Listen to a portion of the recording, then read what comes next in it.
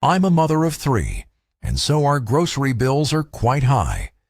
My husband works at a tech company, and I currently stay at home raising the kids, who are 10, 7, and 3. I go food shopping at least twice a week, and I usually go to the King Cullen near our house, though I sometimes go to the nearby Target as well. Those are 2 of a very small list of grocery stores in our quiet town. To give as much context as possible, we're an Italian family, and I'm currently 40 years old. This happened not even a year ago when I was 39. I was running behind on shopping one day, so I went much later than usual. The King Cullen by us closes at 10, and it was definitely past 9 o'clock already, so I hurried over to the store with my flyers and coupons. The kids were complaining about a lack of food in the house, so I had to get a quick grocery run in. Most days, I'd have to go shopping with my 3-year-old daughter Haley. Since it was late and my husband was home from work at this time, for once I was able to go shopping alone, which I consider a luxury. I got to the King Cullen, which was pretty void of people at this hour, since it would soon be closing. I grabbed a cart and quickly started doing my laps down the aisles and grabbing whatever was on my list and whatever was on sale. I was in the cereal aisle when I got a tap on my shoulder, which startled me. I turned and saw a very tan man, about my height, with a baseball cap on, a black goatee, and a red zipper-up hoodie and jeans on. He laughed and apologized for startling me, and said that he'd been looking everywhere for a specific bag of chips that was in my cart, and he asked where I found them. I politely told him the aisle, and he said he checked but couldn't find it. So I actually led him exactly to where I found the chips. He thanked me with his awful breath, and I smiled and was about to walk back to my cart. But then he started making pointless conversation with me about why he liked those chips so much. Something silly, like the ingredients, or a lack of a specific ingredient. I kept trying to make it obvious that I was inching my way back to my cart. He wouldn't get the hint, though. It was when he made a weird pause and then said, "Gosh, you're pretty that I said thank you, and that I had to get back to my shopping before they close." I went to my cart, but he followed me and kept talking to me. At this point, as politely as I could, I told him I really would just like to shop in peace. He finally seemed to get the hint and walked away, but for the rest of my time in the store that night, I kept seeing that man circling the aisles, and each time he walked past the aisle I was in, he'd slow down or even stop and just look down at me. I was getting increasingly uncomfortable and hurried up my shopping.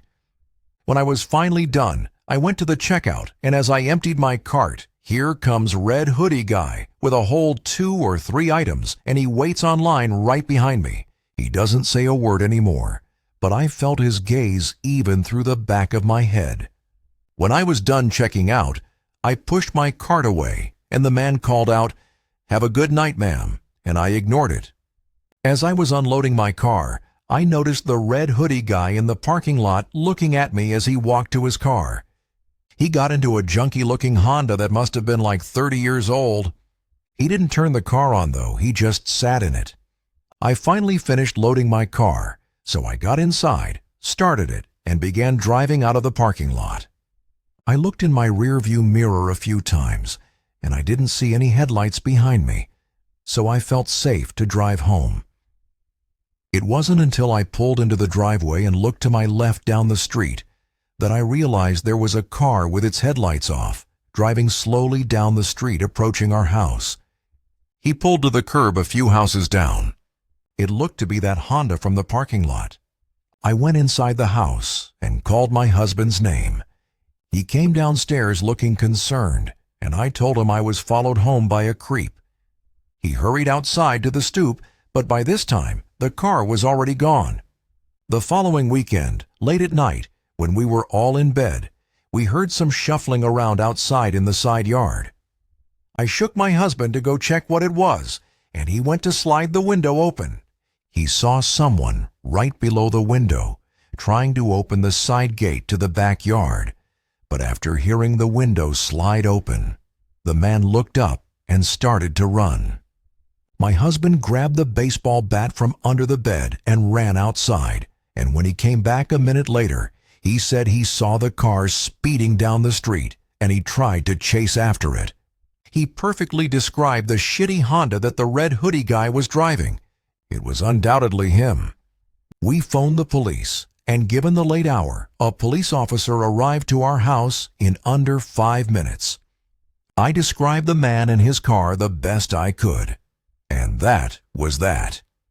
He never returned to our house, not after seeing my angry husband chasing his car on foot with a bat. It still remains uncomfortable that a creep like that knows where I live, though. When I was in college, I worked at Wall Bounce. The one I worked at was a 24-hour one, so a couple unfortunate people would always be stuck working that awful shift. I thought since I was 20 and in college that my boss would never put me on an overnight shift, but unfortunately, I guess when she asked my school schedule and I told her I was off Mondays and Wednesdays, she saw me as a perfect sucker to stick on the overnight shift, occasionally moving forward. One day I saw that I was scheduled for a Tuesday night from 12 a.m. to 8 a.m. I had to triple-check the schedule to make sure that was right. I felt sick seeing that, and when I asked my supervisor why I was put on the overnight shift, he told me if I'm over 18, I don't really have a choice. I considered quitting, but I needed the job and money, so I just sucked it up and decided I'd do it this one time, and then tell my boss I can't do it ever again because I have to study for school. So I arrived at the store at 12 o'clock and relieved my coworker Amanda. Half the lights in the store were out at this hour to save on electricity. There were a surprising amount of customers in the store when I got there. I guess more people than I expected would do quick midnight shopping runs. Past 1 a.m. though, the place was completely dead, maybe 3 customers in the entire hour. As it got later in the night, there were less and less customers. It was past 2 a.m. by this point. I was as bored as humanly possible, and there hadn't been a customer in over an hour. I wondered if there were any other employees in the building. There had to be, I figured. They couldn't have a lone 20-year-old running the whole place by himself. There was some bald guy who looked like he could be a manager that kept passing by the front registers every few minutes. He had a key ring attached to his khakis with like 10 keys on it, and he was holding a small backpack-type bag in his hand. So I said, "Excuse me, are you the manager?" And he came over and asked if it was my first day on the job, to which I said it was my first night shift. He shook my hand without giving me his name and asked me if I could go to the back warehouse of the store and organize the pallets. He said he'd watch the front. I didn't exactly know what that meant, but I'd figure it out. I walked towards the back of the store, and as I did, I saw him doing something to the entrance door of the store, like he was reaching for some switch on the side of it, as if he were locking it. I made my way into the back warehouse, where I saw a tall man who looked like he were 30, wearing a manager's vest that said Wall Bounce.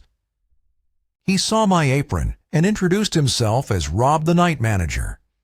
I said, "Oh, I thought the guy in the front was the night manager," and he looked puzzled and said, "Who?" When I described that man from before, he asked me to show him who I was talking about because he was the only manager on duty. We didn't even make it out of the warehouse before all the lights in the store turned off. Rob told me to wait in the warehouse while he checks out what's going on. I watched as he walked through the warehouse doors into the darkness of the store, with the only light out there being from the lights of the dairy coolers that were still on. I sat on a box on a pallet and was on my phone trying to text any of my friends who could have been awake about what was happening when I heard a door from inside the warehouse opening. It was on the other side of the warehouse, separated by the freezer and dairy fridge. There were 2 ways in and out of the warehouse back into the store. I still sat there, now with my ears perked up, listening for any sounds, and I heard quiet, slow footsteps getting closer, followed by a voice saying, "Hey kid, you in here?" But it wasn't Rob's voice. It was that bald guy's voice. I hurried out the warehouse doors into the store, but quietly. I jogged to the front of the store looking for Rob, but I couldn't find him. I called out his name, nothing. I grabbed my jacket and tried to open the exit door, but it wouldn't open automatically, so I tried to physically open it, but it was locked. I heard footsteps approaching from behind me, and I turned and almost screamed, but I realized it was Rob, the manager.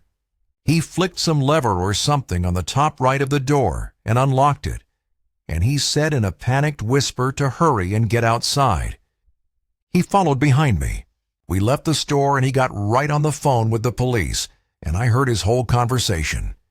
He said he believed an armed man locked himself into the wall downs and was probably trying to rob the place. I told him to tell the police that I think he was coming to harm me in the warehouse, which he relayed to the operator. He told me I should go wait in my car or leave, I'm sure, because he didn't want the store to be held liable for anything if something were to happen. I went and sat in my car and just watched for a little while, and within 10 minutes, there were at least 4 police cars outside the store. They all went inside for a while, and I didn't see whatever was going on, so I left. I didn't quit after that, though. The next time I went into work, I was told all about what happened by my supervisor. The security footage showed that bald man circling the place, acting suspicious, checking if the coast were clear to do whatever he was planning to do after locking the doors. He cut the lights in the store, and the cameras showed him going straight to the warehouse where he told me to go. That's the scariest part to me, because if he were armed and robbing the place, he could have been on his way to put a gun to my head or something. The cameras showed him leaving through the emergency exit in the warehouse way before the police arrived. In the end, I never worked an overnight shift again after talking to my boss, and I stayed at that job for another few months. I'm not sure if that man was ever identified. I used to work as a night restock worker at a supermarket in a somewhat rural town. The store was called Great American. It was the biggest and best supermarket in the area. My shift would be as soon as the store would close at 10. I'd work from 10 p.m. to 3 a.m. the latest, restocking the shelves and organizing everything before the next operating day. I, of course, had the keys to the store for the after hours. It would be a team of 2, myself and one other, either Terry, Carter, or Alfonso. Tonight, I was supposed to be working with Terry. I arrived to the store and let myself into the back where all the inventory yet to be was. I started my work using the pallet jack to bring a whole pallet of boxes out to the shopping floor.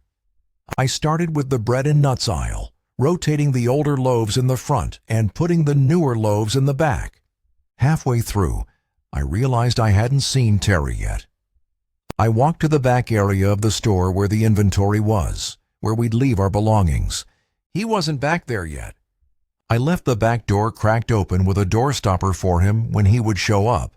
So I went back to work for another half hour, and with still no sign of Terry, I once again went to the back of the store. He wasn't in there, but I noticed the back door was shut. I assumed that meant Terry was here somewhere. I went to open the back door and saw the door stopper was outside, which I thought was weird that he kicked it outside instead of bringing it in. I called Terry's name and it echoed through the room. He didn't call back, so I decided to call him. He picked up, sounding like he was in bed, and I asked him if he was at work. He said he wasn't coming in tonight because he was sick. Suddenly, I got the chills. I told him someone kicked the door stopper off the door, and he said it could have just come undone itself. Nobody else was scheduled to work that night. I told him feel better, and we hung up. I wasn't sure if I was convinced that the door stopper came undone itself, because I kicked it under the door pretty tightly. I did a quick look around just to make sure no one was in the back of the store, and when I didn't see anyone, I went back to work, though I felt a slight sense of unease the whole time. I was stocking the remainder of the bread when I heard a loud sound echo from across the shopping floor.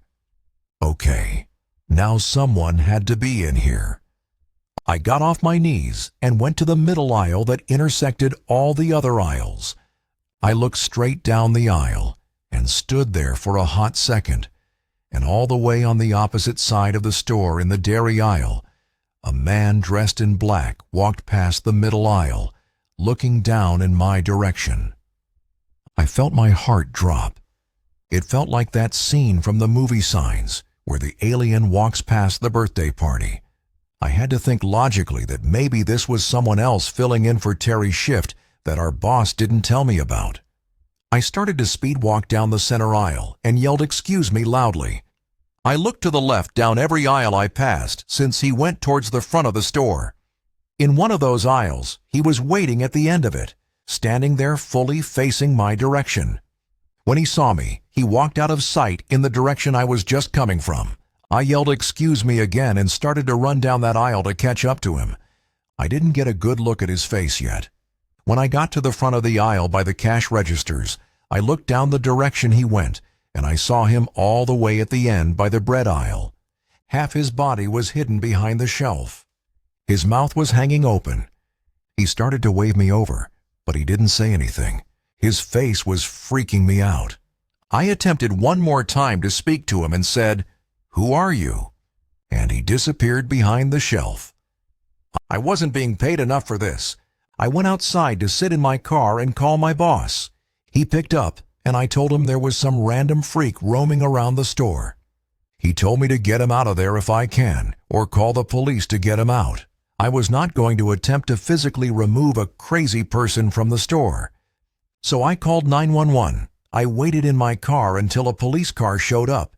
I greeted the officer and asked him to follow me inside. We walked around the place looking for the man, and we saw him at one of the aisles again, creepily standing there again as if playing a game. When the police officer commanded him to come here, he actually listened. He was put in handcuffs, and he was the strangest man I'd ever seen. He kept smiling and looking at me non-stop, licking his lips. He had huge bags under his eyes. The only words he spoke were when answering the police officer saying he was looking for a snack. I didn't like the way he was looking at me as the police officer was walking him back outside to his car.